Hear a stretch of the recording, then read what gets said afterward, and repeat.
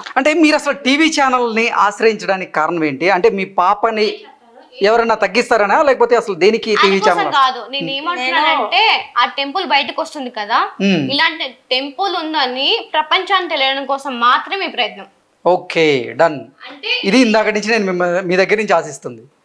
అంతేకాని ఆ విగ్రహాలు వెలికి తీసిన తర్వాత పూజలు అందాలి. పూర్వవైభవం అంటే కనుక అప్పట్లో ఎలా పూజలు అయితే జరిగాయో దానికన్నా ఘనంగా జరగాలి నా ఆలోచన. అంతేకాని ఏదో నేను రూపాయలు తీసుకోవాలి, దాంతో నేను మొత్తం నేను తీసుకోవాలి, నాకు దాంట్లో ఒక్క రూపాయి కూడా నాకు వద్దు. ఇప్పుడు చెప్తున్నా, ఎందుకంటే కనుక అది వాళ్ళది. మా నాగలో ఇంతకీ అసలు విజయనగరంలో ఉందా, భూగర్భంలో ఆ టెంపుల్ ఉందా? ఉంది. ఓకే, వెళ్ళి చూసారా? నేను వెళ్ళి చూసాను. కావాలంటే ఎలా, భౌతికంగా వెళ్ళారా లేదంటే సర్పంలో మారి వెళ్ళి చూసారా? సర్పంలో వెళ్ళి మారేటప్పుడు నేను వెళ్ళినప్పుడు చూసాను.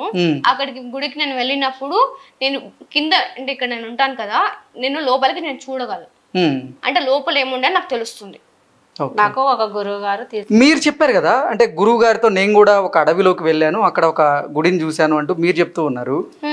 ఏంటి, ఎప్పుడు వెళ్ళారు? ఇప్పుడు మేము అందరు పాపతో పాటే తీసుకెళ్ళాము. ఇప్పుడు ఆయన గురువు గారు ఏమన్నా అంటే పాప కూడా భౌతికంగా అక్కడికి వెళ్ళి చూసిందా? వచ్చింది. మరి వెళ్ళలేదంటది పవిత, ఏంటి ఇలా చెప్పావు? కాదు, అది కాదు. అంటే కనుక మీరు అలా ఆ టైంలో అంటున్నారని అనుకున్నాను. టెంపుల్ కి మేము ముగ్గురం వెళ్ళాం. అంటే ఆ గురువు గారు, అమ్మ, నేను మేము ముగ్గురం వెళ్ళాం, ఇంకెవరం వెళ్ళలేదు. అక్కడికి వెళ్ళిన తర్వాత నాకు ఏం తెలిసిందంటే కనుక అక్కడ పుట్ట తవ్వారు.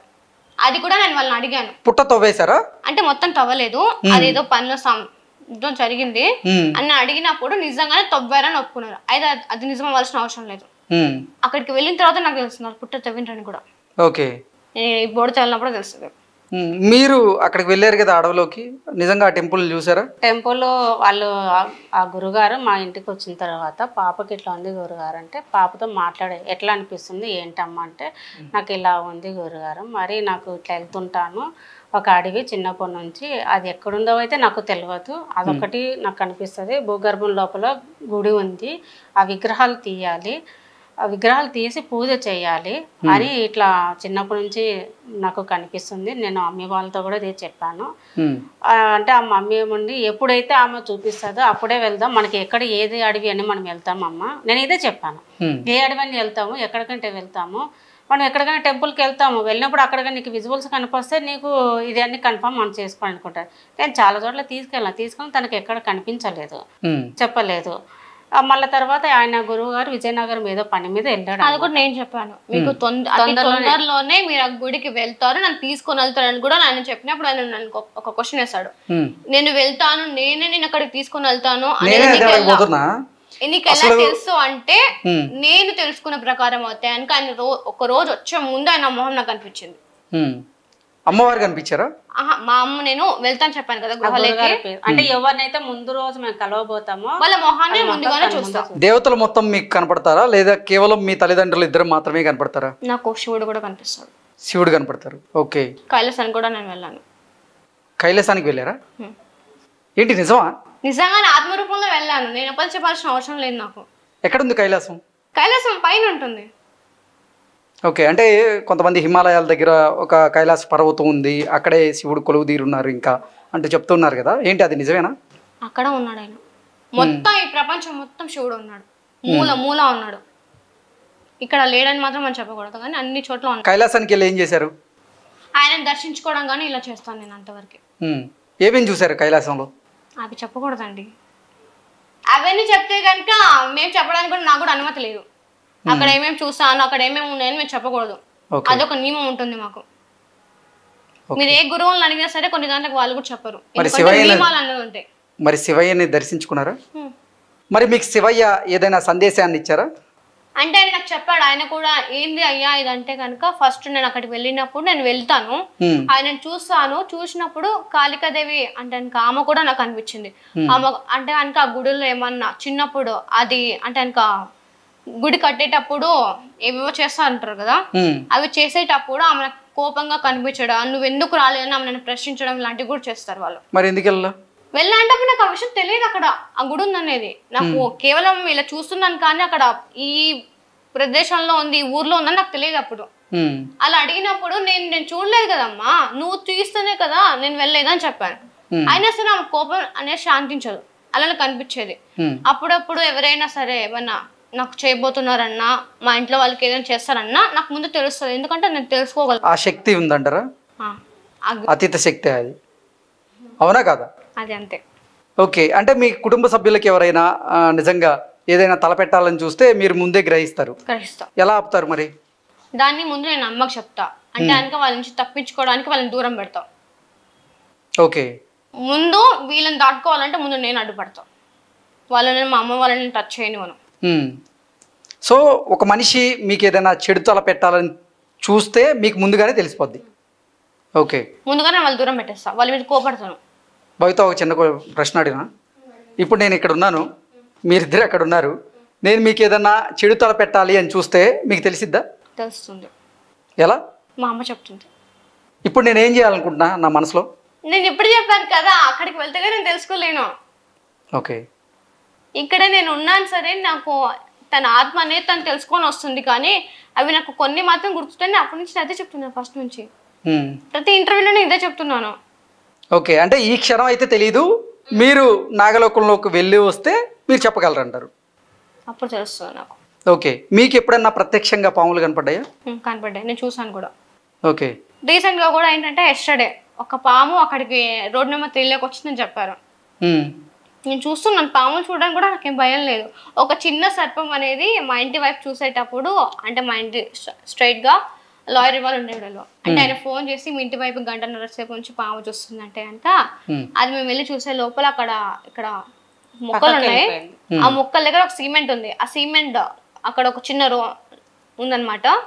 అక్కడ ఉండి పాము దాక్కొని ఉండింది. అతను వచ్చి స్నేక్ క్యాచర్ అంటారుగా, వచ్చి తీసుకున్నప్పుడు దాన్ని చూసిన, అది ఎంత అమాయకంగా ఎంతో క్యూట్ గా మమ్మల్ని చూస్తుందంటే అప్పుడు అనిపించింది, ఎందుకు పట్టుకున్నావు, నువ్వు ఎందుకు వెళ్ళిపోలేదు అని అడిగితే అది అలాగా చూస్తూ వెళ్ళిపోయింది.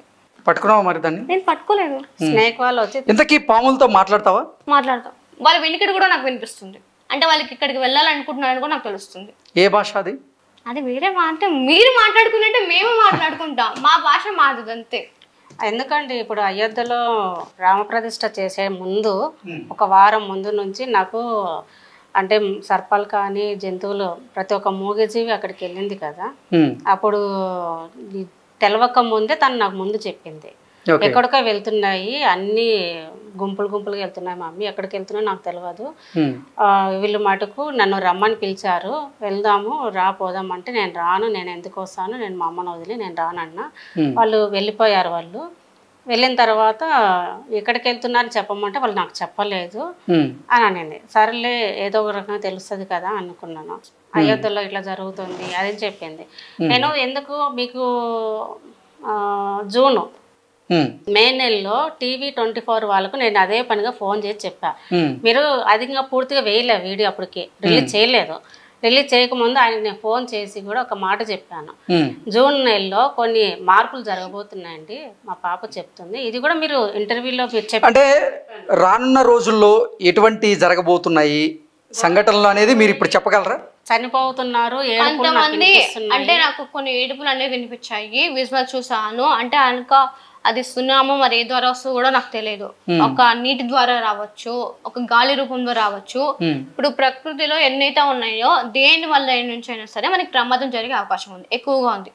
ఇంకోటి ఏం కేవలం మీ కుటుంబ సభ్యులకు మాత్రమే ఇబ్బంది కలిగితే మీకు అది కనపడుతుందా, లేదంటే మీ చుట్టుపక్కల వాళ్ళకి లేకపోతే మీ ఎదురుగా ఉన్న వాళ్ళకి ఏదైనా ఇబ్బందులు రాబోతున్నాయనేది కూడా మీరు గ్రహించగలరంటే ఏం చెప్తారు? నేను వెళ్ళినప్పుడు మాత్రమే నాకు కనిపించింది నేను చెప్తాను. ఇంకొంతమంది నేను తెలుసుకోవాలనుకుంటే మాత్రం అక్కడికి వెళ్ళి నేను తెలుసుకుంటాను అంతవరకే. అంటే నాకు తెలుసుకోవాలని నాకు మనసులో గట్టిగా ఉండాలి. ఓకే, ఇక్కడ నేను అనుకున్నంత మాత్రాన నా ఆత్మ వెళ్ళేసి తెలుసుకోవాలని దానికి కూడా ఇష్టం ఉండాలి. ఇది చెప్పాలంటే కనుక నా మాట అది వినదు, దాని మాట నేను వినాలంటది నా ఆత్మ కూడా. ఓకే, ఇప్పుడు భవిత పడుకున్న తర్వాత ఆవిడ నాగలోకం వెళ్తారని ఆవిడ చెబుతున్నారు. ప్రతిరోజు వెళ్ళి తిరిగి వస్తారా, లేదంటే అసలు 2-3 రోజులు కూడా రాని సందర్భం ఏదైనా ఉందా? అట్లా ఏం లేదు, 2-3 రోజులు రాని సందర్భాలు అనేది ఇప్పటి వరకు లేదు. వెళ్తాది తను, ఒక్కొక్కసారి ఒక 1 అవర్కే తిరిగి రావచ్చు, 2 అవర్స్కే తిరిగి రావచ్చు. ప్రతిరోజు వెళ్తారా? ప్రతిరోజు అనేది వెళ్తాది, కొన్ని సమయంలో తొందరగానే తిరిగి వస్తుంది. ఓకే, డైలీ ఎంతసేపు నిద్రపోతావు బాబు? నేను ఇప్పుడు 9 o'clock పడుకున్నానంటే ఖచ్చితంగా నేను 2 o'clock పడుకున్నా సరే 1 o'clock పడుకున్నా సరే కరెక్ట్గా 3 o'clock నేను ఖచ్చితంగా లేస్తాను. ఓకే, గంట పడుకున్నా సరే ఖచ్చితంగా 3 o'clock. 3 గంటకల్లా నిద్రలేస్తారు. ఏం చేస్తారు అప్పటి నుంచి? అప్పుడు నేను ఏం చేస్తానంటే ఫస్ట్ కొద్దిసేపు ఉంటాను, తర్వాత ఒక్కొక్కసారి నిద్రపోను. ఇంకా ఏంటంటే ఇంకా ఏమైనా పెయిన్స్ ఉన్నా సరే నాకు కొన్ని జరుగుతూ ఉంటాయి నా బాడీలో. అప్పుడు అలాంటి టప్పులో పెయిన్ ని తట్టుకోలేక నేను అలా పడుకుంటాను. ఒక్కొక్కసారి మైకం వస్తా ఆ టైంలో. అలా పడుకున్నప్పుడు నేను అలా ఉంటాను, కానీ లేకపోతే ఆఫ్టర్నూన్ టైంలో నేను పడుకోలేదు. ఒక మైకం వస్తుంది తప్ప నేను ఎప్పుడు పడుకోను కూడా ఆఫ్టర్నూన్ టైంలో. ఎటువంటి ఫుడ్ తింటావు అసలు? ఓకే, పిజ్జాలు బర్గర్లు అది తిన్ను. ఓకే, బయట ఫుడ్ అసలు తిను, మళ్ళీ నాకు నచ్చదు. ఓకే, నచ్చక తినవా లేకపోతే అసలు పడదా? పడదు, నాకు నచ్చదు కూడా రెండు. ఓకే, ఎక్కువగా ఏ ఆహారం ఇష్టపడతావు? ఎక్కువగా ఆహారం అంటే నాకు పాలంటే నాకు ఎక్కువ ఇష్టం, ఎందుకు నాకు కూడా తెలియదు. కొంతమంది పాములకి ఆహారంగా గుడ్లు కూడా వేస్తూ ఉంటారు. ఏంది? ఏమో, నేను తిన్నాను, నాకు ఆ స్మెల్ కూడా నాకు నచ్చదు. పాములు తింటాయా? నార్మల్ సర్పాలు తింటాయా గుడ్లు? అంటే ఇప్పుడు బయట ఉంటాయి కదా, అవి తింటాయి. ఏంటి నిజంగా కొన్ని న్యూస్ ఛానల్స్ మీకు అమౌంట్ ఇస్తున్నాయా, అందుకే అక్కడికి వెళ్ళి మీరు ఇంటర్వ్యూలు ఇస్తున్నారా ఇలా అంటే ఏం చెప్తారు? నాకు ఏ న్యూస్ ఛానల్స్ డబ్బులు ఇవ్వట్లేదండి. వాళ్ళు ఫోన్ చేసినప్పుడు నాకు వెహికల్ పంపిస్తారు, వెళ్తాం ఇంటర్వ్యూ చేసుకుని అప్ అండ్ డౌన్ వాళ్ళు కారు పంపిస్తారు, వస్తాము వెళ్తాము. నేను కోరుకునేది ఒకటే, తను ఏదైతే చిన్నప్పటి నుంచి అంటుందో ఆ గుడి అనేది ఇన్నాళ్ళకు మాకు ఒక చిక్కుముడి వదిలింది.